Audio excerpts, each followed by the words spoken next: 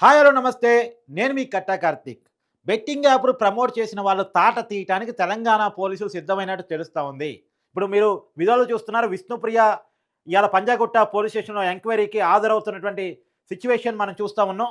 ఇది పక్కన పెడితే హైదరాబాద్ మియాపూర్ పోలీస్ స్టేషన్‌లో మరొక 25 మంది మీద కేసు నమోదైనట్టు తెలుస్తా ఉంది. ఇప్పటికే పంజాగుట్ట పోలీస్ స్టేషన్‌లో 11 మంది మీద కేసు నమోదైంది. ఇప్పుడు కొత్తగా మియాపూర్ పోలీస్ స్టేషన్‌లో 25 మంది మీద కేసు నమోదైంది. ఆ కేసు నమోదైనలో ప్రకాష్ రాజ్, ప్రముఖ సినీ నటుడు ప్రకాష్ రాజ్ పేరున్నట్టు కూడా తెలుస్తుంది. యాంకర్ శ్రీముఖి పేరున్నట్టు కూడా తెలుస్తుంది.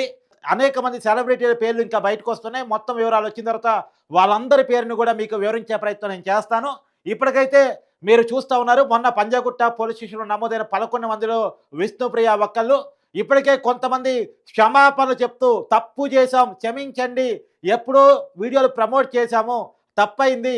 అవి ఇప్పుడు వైరల్ అవుతున్నాయి.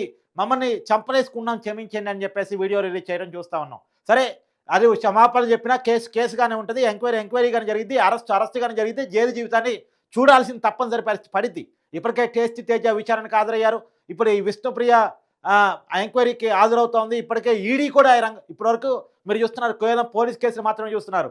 పోలీస్ కేసులు కాదు, డైరెక్ట్‌గా కేంద్ర దర్యాప్తు సంస్థ ఎన్ఫోర్స్‌మెంట్ డైరెక్టరేట్ కూడా రంగంలో దిగింది. ఆ వార్త కూడా నిన్న మీకు చెప్పాను.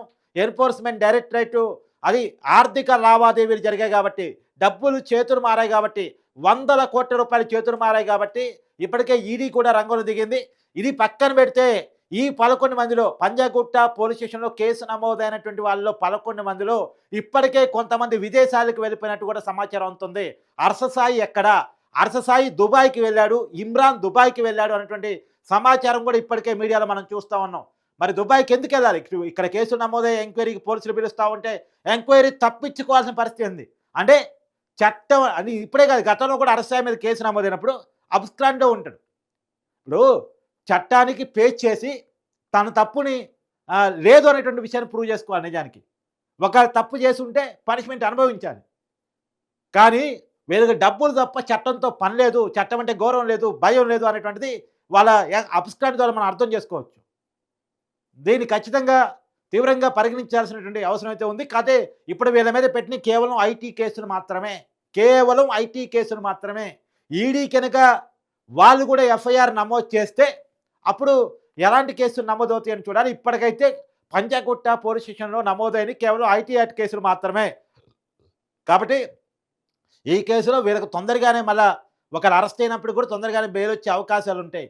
తర్వాత ఎంక్వైరీలు గనక అనేక విషయాలు తేలి ఈ ఎఫ్ఐఆర్‌లో కనుక సెక్షన్‌లు మారిస్తే అప్పుడు చెప్పే పరిస్థితి ఉండదు. కానీ ఇప్పుడైతే విష్ణుప్రియ ఎంక్వైరీకి హాజరయ్యారు. గతంలో కూడా పిలిచినప్పుడు నేను సినిమా షూటింగ్‌లో ఉన్నాను, రాలేకపోతున్నాను, నాకు కొంత టైం కావాలని అడిగారు. ఇవాళ తన పర్సనల్ న్యాయవాదితో కలిసి విచారణకు హాజరయ్యారు. గతంలో ఈమె తరపున శేఖర్ భాష విచారణకి అంటే వెళ్ళి విష్ణుప్రియ షూటింగ్‌లో ఉన్నారు. కొంత 3 రోజులు టైం కావాలని చెప్పేసి పోలీసుని అడగటం జరిగింది. విష్ణుప్రియ స్నేహితుడిగా శేఖర్ భాష వెళ్ళి పోలీసుని అభ్యర్థించగా పోలీసులు కొంత దానికి పర్మిషన్ ఇచ్చారు. మళ్ళీ ఇవాళ రావాలని నోటీసులు ఇచ్చారు. ఇవాళ ఆమె విచారణకు హాజరవుతున్న పరిస్థితి కూడా విజువల్‌లో మనం చూస్తా ఉన్నాం. ఇప్పుడు విష్ణుప్రియ చెప్పాలి, షూటింగ్‌లో బిజీగా ఉన్న తాను అంత డబ్బు షూటింగ్‌ల ద్వారా, సినిమాల ద్వారా సంపాదించుకుంటున్న తాను సీరియల్ ద్వారా, పాటల ద్వారా డబ్బులు ఆల్రెడీ వస్తున్నప్పుడు కూడా ఎందుకు ఈ బెట్టింగ్ యాప్‌లు ప్రమోట్ చేయాల్సొచ్చింది? ఈ బెట్టింగ్ యాప్‌ల వల్ల మన కుటుంబాలు రోడ్డు మీద పాలవుతాయన్న విషయం వీళ్ళకి తెలవదా? వీళ్ళకి తెలవదా? తర్వాత ఎంతమంది చనిపోయారు వీళ్ళ వల్ల? ఇయాల వీళ్ళని అరెస్ట్ చేసినా, వీళ్ళ మీద కేసులు పెట్టినా పోయిన ప్రాణాలు తిరిగొస్తాయా? పోయిన డబ్బులు తిరిగొస్తాయా? వీళ్ళ సంపాదన మొత్తం ఈడీ జప్తు చేసి ఆ ఆస్తుల్ని ఎవరైతే నష్టపోయారో వాళ్ళందరికీ పంచుతారా? ఇప్పుడు సామాన్యులు వేస్తున్న ప్రశ్న అది.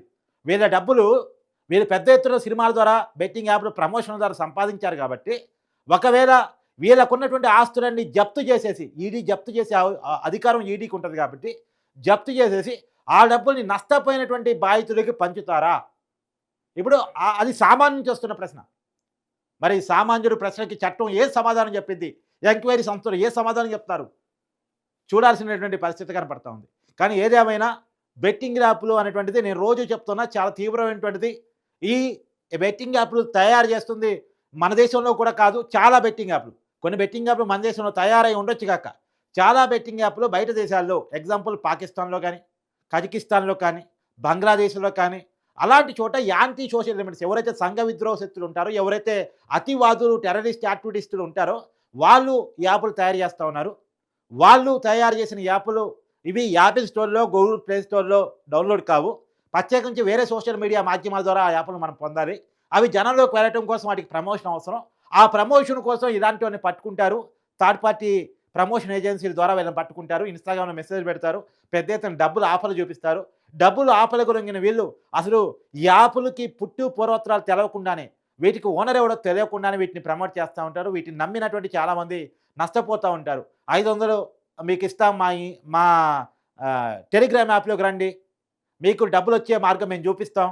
ఈ బెట్టింగ్ యాప్‌లో గనక మీరు పెట్టుబడి పెడితే డబ్బులే డబ్బులు, డబ్బులే డబ్బులు, కాసులే కాసులు, శ్రమ పడకుండా, కష్టపడకుండా, చెమటోడ్చకుండా డబ్బులు సంపాదించుకునేటువంటి అవకాశాలు మేము కల్పిస్తామని చెప్పేసి మాటలు నమ్మగలుగుతారు.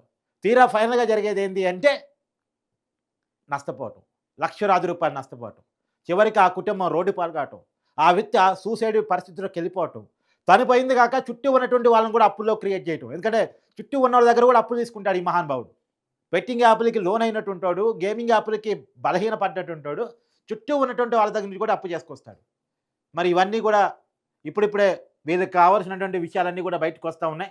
చూడాలి విష్ణుప్రియ ఇంట్రాగేషన్‌లో ఎలాంటి విషయాలు చెప్తారు.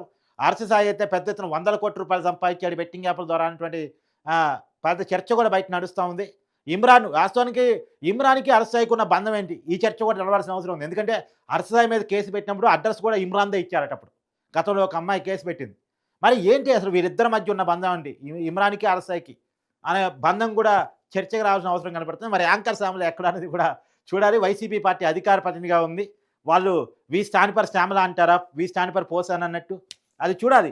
మరి జగన్మోహన్ రెడ్డి గారు ఏమన్నా శ్యామల ప్రమోట్ చేసిన యాప్ల వల్ల నష్టపోయినటువంటి వాళ్ళకేమన్నా డబ్బులు ఇస్తారా అనేటువంటిది కూడా మరి జనం అడుగుతున్నటువంటి ప్రశ్న. ఇది మాత్రమే కాదు. ఆ యాప్ ఎవరిది? శ్యామల ప్రమోట్ చేసిన యాప్ ఎవరిది? చాలామంది చెప్తా ఉన్నారు. ఈ యాప్ అనిల్ కుమార్ యాదవ్‌ది అని చెప్తా ఉన్నారు. అనిల్ కుమార్ యాదవ్‌ది కాదు డైరెక్ట్‌గా జగన్మోహన్ రెడ్డి గారిది అని కూడా కొంతమంది చెప్తా ఉన్నారు. ఈ యాప్ ఏదో లండన్‌లో తయారు చేయబడిందని కూడా బయట ప్రచారం జరుగుతుంది. మరి యాంకర్ శ్యామల గారు బయటకొచ్చి అసలు ఆ యాప్ ఎక్కడిది? తనకన్నా తెలుసా ఓనర్ ఎవరో? ఓనర్ తెలిసే ప్రమోట్ చేశారా? ఆ యాప్ ప్రమోట్ చేయడం ద్వారా ఎంత పుచ్చుకున్నారు? ఆ యాప్ వల్ల ఎంతమంది నష్టపోయారు? ఈ విషయాలన్నీ కూడా శ్యామల గారిని ఎంక్వైరీ చేస్తే తెలుస్తే మరి యాంకర్ శ్యామల ఎక్కడ ఆ రోజు నుంచి కేసు పెట్టినప్పటి నుంచి కూడా యాంకర్ శ్యామల మీడియా ముందుకు రాలేదు, మాట్లాడలేదు.